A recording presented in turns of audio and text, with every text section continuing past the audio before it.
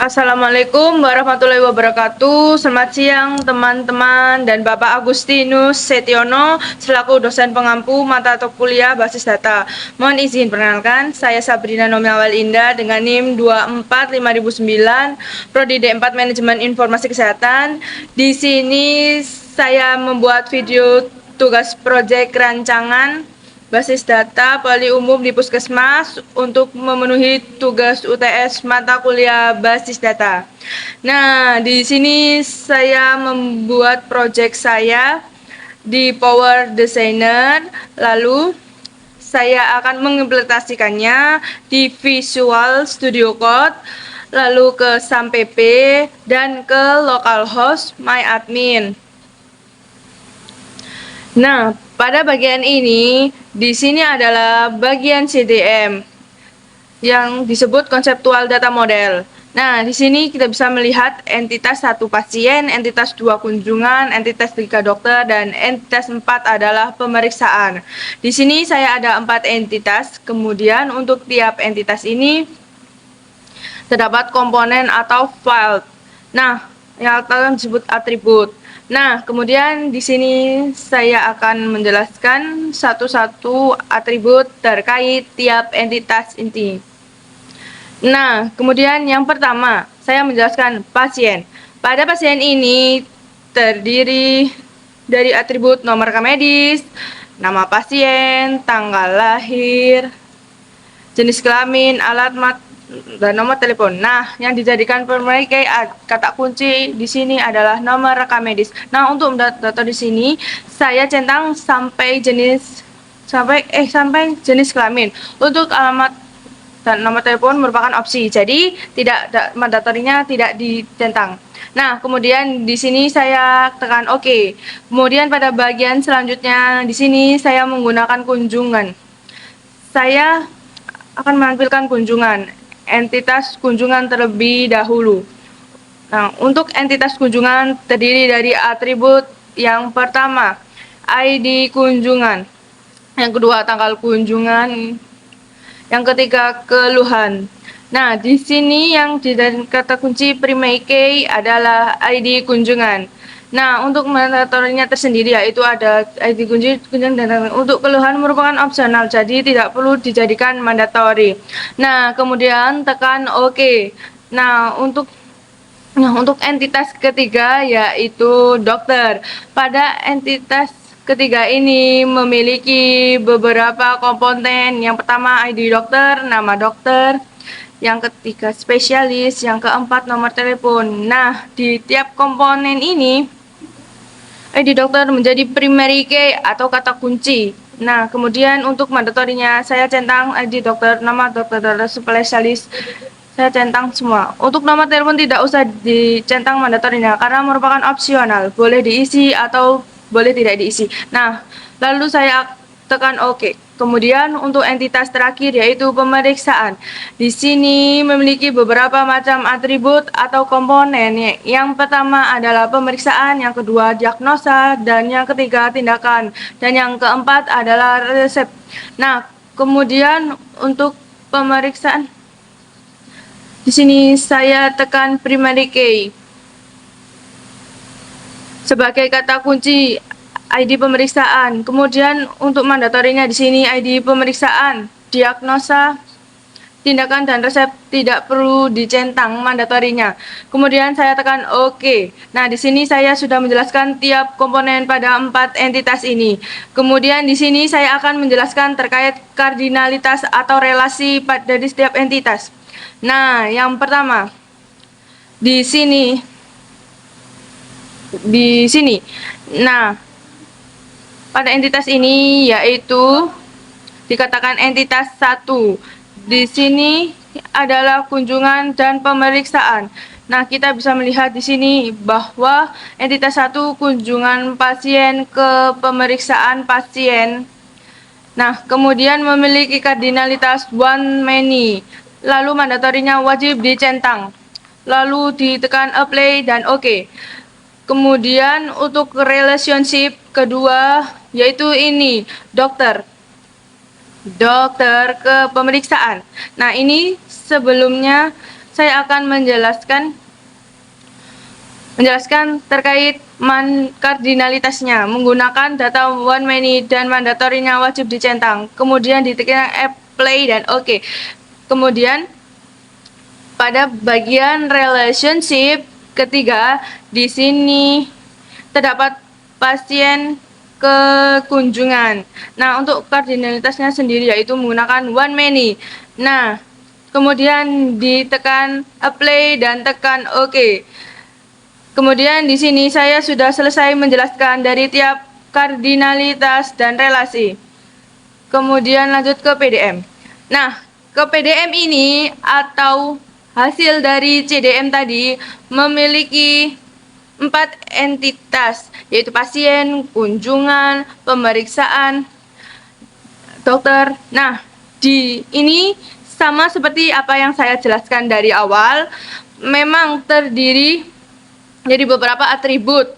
Bisa dilihat dari sini tampilannya. Kemudian saya tekan apply dan oke.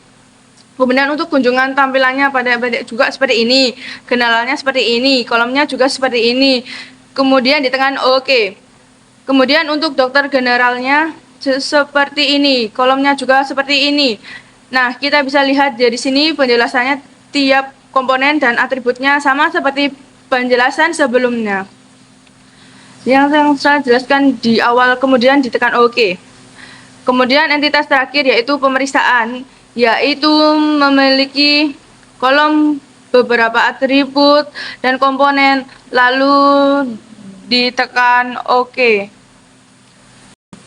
Kemudian di sini terdapat relasi kunjungan dan pasien. Nah, bisa kita lihat dari sini tampilannya seperti ini ya. Nah, seperti ini untuk hasil PDM relasinya. Oke, kemudian ini yang terakhir.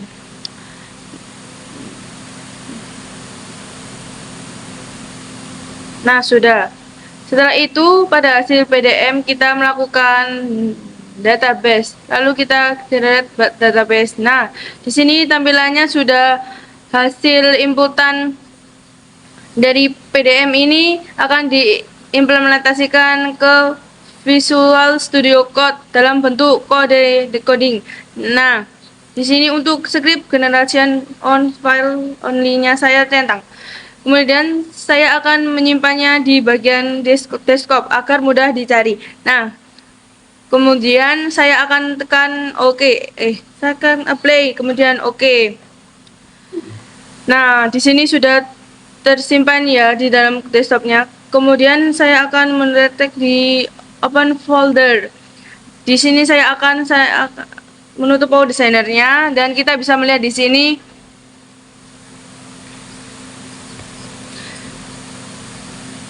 Nah, kita bisa melihat di sini. Nah, seperti ini. Ini adalah tampilan awal dari code hasil input Power Designer. Kalau diimplementasikan dalam bentuk kode menjadi seperti ini dari awal hingga akhir. Kita bisa melihat. Kemudian ditekan file save as. Kemudian kita simpan di desktop. Kita tekan oke. Yes. Berarti ini filenya sudah tersimpan ya. Lalu kita ke SAM.pp. Kita akan keluar dari tampilan terlebih dahulu. Lalu kita akan menetap SAM.pp. Menekan SAM.pp, ini adalah SAM.pp-nya. Nah, di sini saya sudah men-start APC dan MySQL. Kenapa ini penting? Karena dua komponen ini bisa mengakses melalui localhost PHP MyAdmin. Nah, kemudian di sini saya akan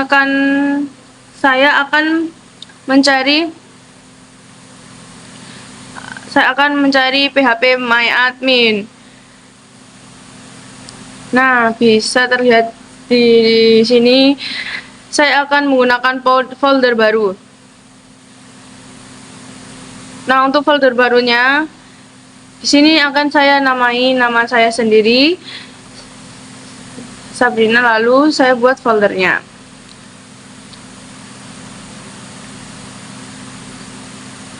Lalu saya melakukan import.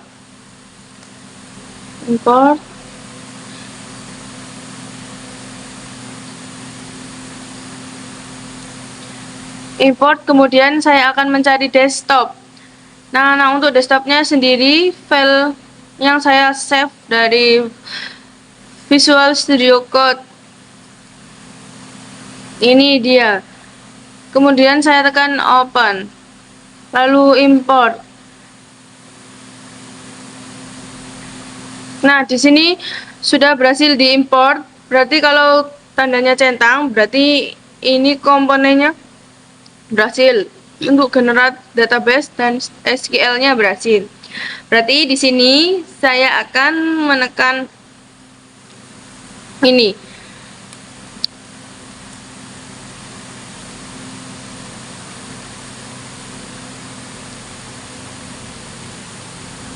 Nah, di sini kita bisa melihat beberapa komponen dokter, kunjungan pasien, pemeriksaan, dan pemeriksaan. Nah, kemudian di sini yang pertama-tama saya akan mengisi pada data pasien entitas pertama. Di sini kita bisa menambahkan, nah di sini untuk nilainya sendiri kita tekan nomor RM-nya sebagai 12. Misalnya nama saya sebagai saya sendiri. Nah, kemudian tanggal lahirnya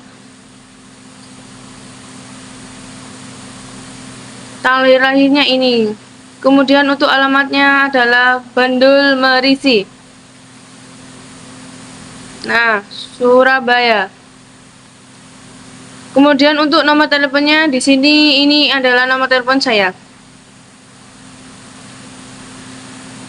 Kemudian di sini saya akan mengirim. Nah, ini adalah tampilan yang sudah saya input, hasilnya menjadi seperti ini untuk entitas pertama pasien.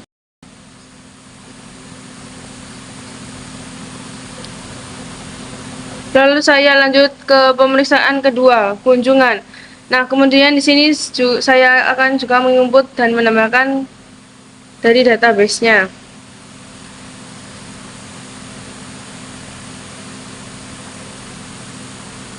Itu tanggal kunjungannya bisa di sini, kita bisa menekan tanggal hari ini ya. Untuk keluhannya pasiennya seperti demam selama 3 hari.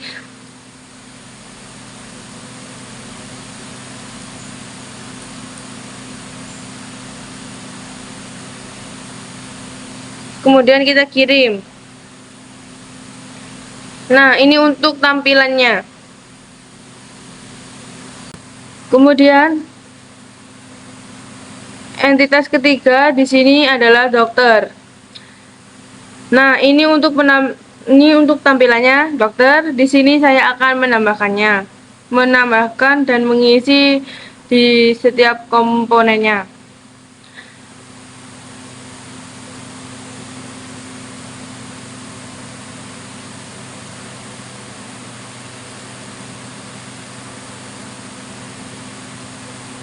Nah, di sini spesialisasi jantung. Nah, nomor telepon dokter di sini kita tekan. Lalu di sini datanya akan saya kirim. Nah, kemudian untuk tampilan dan hasilnya menjadi seperti ini. Nah, kemudian pada entitas terakhir atau keempat yaitu pemeriksaan. Nah, di sini saya akan menekan tambahkan. Nah, kemudian untuk ID pemeriksaannya yaitu ID dokternya, ID kunjungan. Untuk diagnosanya sendiri yaitu febris. Tindakannya dilakukan insisi pada pasien. Resepnya amlodipin 500 mg. Nah, di sini kita bisa melihat hasil dari data-datanya atau hasil dari inputannya yang saya input di bagian tambahkan. Nah, ini adalah hasil dari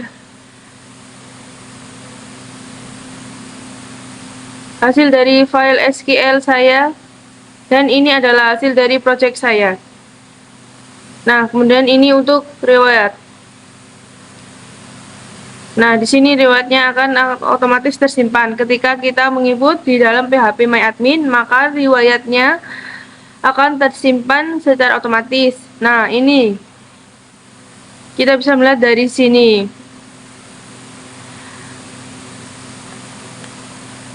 Nah, kemudian setelah riwayatnya kesimpan, maka hasilnya sudah sesuai.